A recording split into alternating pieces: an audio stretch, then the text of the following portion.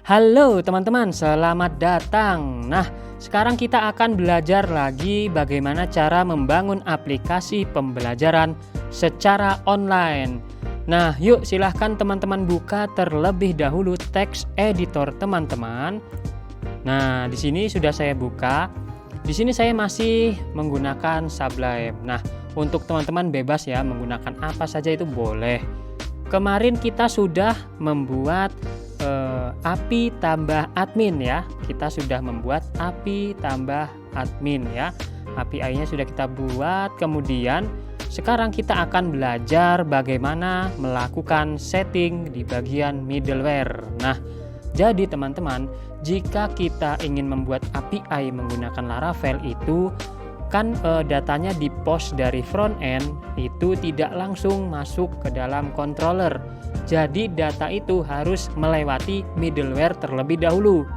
Itu masuk dari segi keamanan si Laravel. Jadi teman-teman harus setting middleware-nya supaya bisa mengirim data dari front end ke controller teman-teman. Yuk, silahkan teman-teman buka di sini.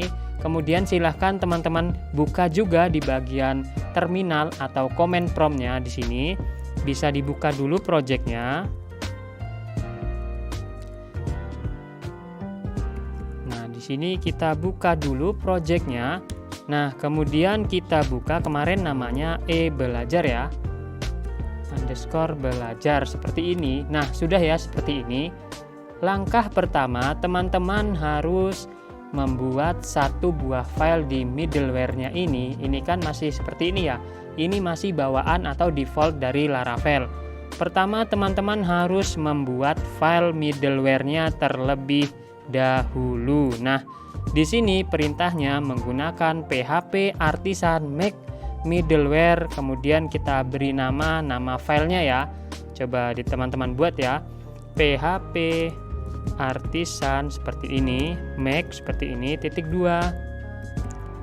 middle itu D-nya 2 ya, middle seperti ini, where ya. Oke, sudah seperti ini. Kemudian nama filenya, contoh saya beri nama cross ya.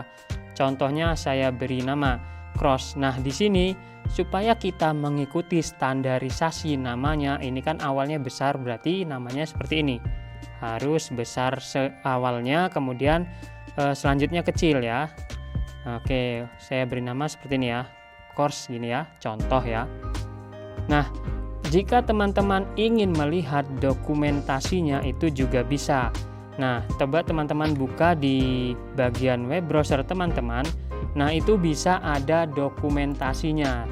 Yuk kita buka di Laravel, itu ada di bagian dokumentasi middleware. Dimana di sini dijelaskan cara membuat middleware-nya ya. Di sini namanya check edge. Oke, nggak apa-apa, kita kasih nama seperti yang tadi ya. Kita kasih nama seperti ini ya. Yuk buka lagi text editor, kita sambil perhatikan. Sudah seperti ini. Nah, jika sudah silahkan tekan enter. Otomatis filenya akan terbuat. Yuk kita buka filenya ya. Nah, defaultnya itu akan terbuat seperti ini. Nah, teman-teman coba diisikan kode seperti ini ya. Saya coba isikan kodenya di sini. Nah, di bagian dalam function handle ini, nah ini teman-teman isikan. Ini return-nya kan masih next, kemudian request. Nah, ini kita ubah menjadi seperti ini. Nah, ya. Seperti ini ya teman-teman ya. Silahkan teman-teman ketikkan di sini ada return. Kalau misalnya ini kita undo ya. Ini next ya. Kemudian ini cukup ditambahkan header. Jadi di dalam middleware ini kita akan setting headernya. Nah, headernya itu ada akses kontrolnya itu allow origin. Nah, di sini bintang. Semua IP dari mana saja itu bisa mengakses. Kemudian metodenya itu apa? Get, post, put, delete, option ya kan. Terus ada headernya itu origin, kemudian content tab-nya itu apa? Nah, di sini di setting ya teman-teman ya. Kemudian setelah itu ini jangan lupa di save. Oke, sudah di save. Nah, lalu udah selesai atau belum nih? Sampai di sini belum, masih ada tahapan selanjutnya. Yaitu teman-teman buka di bagian kernel di sini, dibuka. Nah, ini masih seperti ini ya. Di middleware masih belum kita tambahkan file course-nya ini ya. Silahkan teman-teman tambahkan. Caranya seperti apa? Caranya yaitu teman-teman bisa tambahkan seperti ini. Ini di baris bawahnya ini kita enter. Nah, ini kita ketikkan seperti ini. Jadi teman-teman panggil yaitu app, kemudian app itu adalah nama foldernya ya. Nih di folder app, ada di folder http, kemudian di bagian middleware, dan nama filenya dipanggil kelasnya ya. Sudah, jangan lupa disimpan, ini disimpan. Nah, sudah sampai tahap sini teman-teman sudah menghubungkan antara file yang baru dibuat di bagian middleware ke dalam kernel.php-nya ini ya. Lalu teman-teman, kita akan melanjutkan di sini. Nah, nanti di sini jika teman-teman sudah membuat routingnya, misalnya di sini kita buat seperti ini ya. Kita ingin mendefinisikan nanti routing yang diakses itu, misal namanya routingnya itu tambah admin. Kita samakan dengan nama kelasnya ya supaya tidak lupa. Nah, kita samakan dengan nama functionnya supaya tidak lupa ya. Di sini teman-teman bisa seperti ini ya. Nah, sudah. Jadi untuk tahapan awal teman-teman harus membuat file ini terlebih dahulu, kemudian mengisikan kode ini ya. Tahapan awal pertama kali teman-teman ingin membuat API, membuat file ini dengan perintah yang tadi php artisan make middleware, kemudian nama filenya. Lalu teman-teman isikan kode seperti ini untuk melakukan akses kontrol di headernya.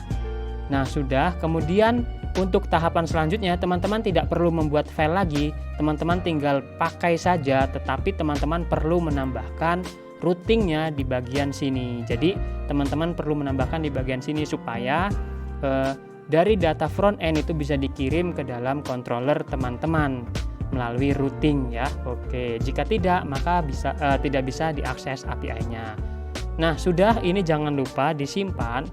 Nah, sudah sampai tahap sini teman-teman sudah berhasil melakukan setting bagian middleware.